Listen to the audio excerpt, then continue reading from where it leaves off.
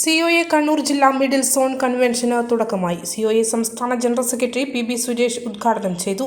കണ്ണൂർ ജില്ലാ president V Jayakrishnan പതാക ഉയർത്തി. സിഒഎ ജില്ലാ ജോയിന്റ് സെക്രട്ടറി സണ്ണി സെബാസ്റ്റ്യൻ സ്വാഗതം പറഞ്ഞ ചടങ്ങിന് സിഒഎ കണ്ണൂർ ജില്ലാ പ്രസിഡന്റ് ജയകൃഷ്ണൻ വി അധ്യക്ഷത വഹിച്ചു. സിഒഎ കണ്ണൂർ മേഖലാ സെക്രട്ടറി മുകുന്ദൻ പി അനുശോചന പ്രമേയം അവതരിപ്പിച്ചു. സിഒഎ കണ്ണൂർ ജില്ലാ സെക്രട്ടറി കുമാർ രജീഷ് ജില്ലാ അവലോകന റിപ്പോർട്ടും ബിസിനസ് റിപ്പോർട്ടും അവതരിപ്പിച്ചു. സാമ്പത്തിക റിപ്പോർട്ട് സിഒഎ കണ്ണൂർ ജില്ലാ ട്രഷറർ എ വി ശശികുമാർ അവതരിപ്പിച്ചു. സിഒഎ സംസ്ഥാന എക്സിക്യൂട്ടീവ് കമ്മിറ്റി അംഗവും കണ്ണൂർ ജില്ലാ നിരീക്ഷകനുമായ കെ വി രാജൻ, സിഒഎ സംസ്ഥാന എക്സിക്യൂട്ടീവ് കമ്മിറ്റി അംഗം കെ വിജയകൃഷ്ണൻ, സിഒഎ സംസ്ഥാന എക്സിക്യൂട്ടീവ് കമ്മിറ്റി അംഗവും കേരള വിഷൻ ന്യൂസ് എംഡിയുമായ പ്രിജേഷ് അച്ചാണ്ടി തുടങ്ങിയവർ ആശംസകൾ നേർന്ന് സംസാരിച്ചു. സിഒഎ സംസ്ഥാന കമ്മിറ്റി അംഗവും KCCL എക്സിക്യൂട്ടീവ് ഡയറക്ടറുമായ അനിൽ മംഗലത്ത്, സിഒഎ സംസ്ഥാന കമ്മിറ്റി അംഗം സജീവ് കുമാർ കെ, സിഒഎ സംസ്ഥാന കമ്മിറ്റി അംഗം NK ദിനേശൻ തുടങ്ങിയവരും സന്നിഹിതരായിരുന്നു. സംഘാടക സമിതി കൺവീനറും സിഒഎ സംസ്ഥാന കമ്മിറ്റി അംഗവുമായ പി ശശികുമാർ ചടങ്ങിന് നന്ദി പറഞ്ഞു. കേബിൾ TV എന്നൊരു മേഖല, ആ മേഖലയിലേക്ക് കടന്നു വന്ന ഒരു 3 പതിറ്റാണ്ട് മുന്നേ കടന്നു വന്ന ആളുകളാണ് നമ്മൾ. ആ കേബിൾ TVയെ മാത്രം ആശ്രയിച്ച് നമ്മൾ നിലനിന്നിരുന്നുവെങ്കിൽ ഇന്നത്തെ ഈ നേട്ടങ്ങൾ നമുക്ക് കൈവരിക്കാൻ കഴിയുമായിരുന്നില്ല.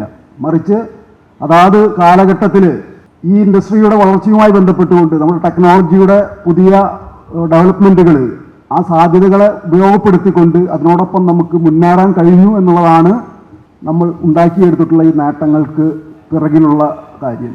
ഇപ്പം സർവ്വസാധാരണമായി നമ്മൾ പറയുന്ന കാര്യമാണ്, കേരളത്തിലെ നമ്പർ 1 സംവിധാനമായി കേരള വിഷന് മാറാൻ കഴിഞ്ഞു. ഇന്ത്യയിലെ ഡിജിറ്റൽ മേഖലയിൽ 5ാം സ്ഥാനവും ബ്രോഡ്ബാൻഡ് മേഖലയിൽ 6ാം സ്ഥാനവും ഈ കൊച്ചു കേരളം, നമുക്കറിയാം 140 കോടി ജനങ്ങളുള്ള ഇന്ത്യയിൽ ഈ കൊച്ചു കേരളത്തിൽ മാത്രം പ്രവർത്തന പരിധിയുള്ള നമുക്ക് ഈ നേട്ടങ്ങൾ കൈവരിക്കാൻ കഴിഞ്ഞു എന്നാൽ അതൊരു നിസ്സാര കാര്യമല്ല.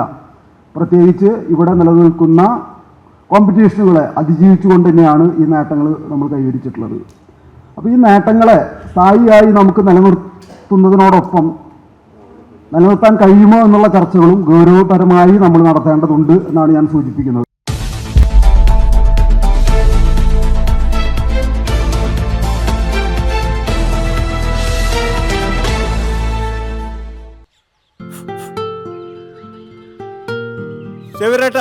പാല് ട്രെയിലർ വെച്ച് വെച്ചിട്ടുണ്ടാ ഉണ്ണിയായി ആ ഒട്ടുപാലം മുഴുവൻ എടുത്തു വെച്ചില്ലേ?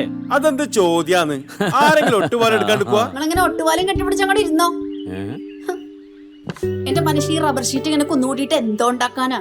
എന്നെ എന്തായാലും മതി, എന്റെ ഷീറ്റിനാവ കളിച്ച് എന്റെ കയ്യിൽ നിന്ന് മേടിക്കുന്നീ. അത് കറക്റ്റ്. ഉള്ള സമയത്ത് ഇതൊക്കെ ഒന്ന് തൂക്കി വിട്ടിട്ട് കാശൊന്നും കൊണ്ടെത്താ മനുഷ്യ.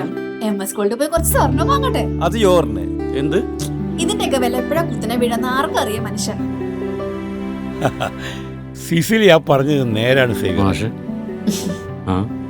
റബ്ബർ ഷീറ്റിന്റെ വില സ്ഥായിയല്ല, എപ്പോ വേണമെങ്കിലും താഴേക്ക് പോകാം. പക്ഷെ സ്വർണത്തിന്റെ വില അങ്ങനെയല്ല, അത് റോക്കറ്റ് പോലെ കുതിച്ചുകൊണ്ടിരിക്കുകയാണ്. അങ്ങനെ പറഞ്ഞു കൊടുക്കും മാഷേ. മാത്രവുമല്ല MS ഗോൾഡിന്റെ സ്വർണ്ണ സമ്പാദ്യ പദ്ധതിയിൽ പണിക്കൂലിയുമില്ല. എന്റെ പുടിയെ MS Gold and Diamonds, Iriti, Peravur, Ramanagara, Kanagapura, the real source of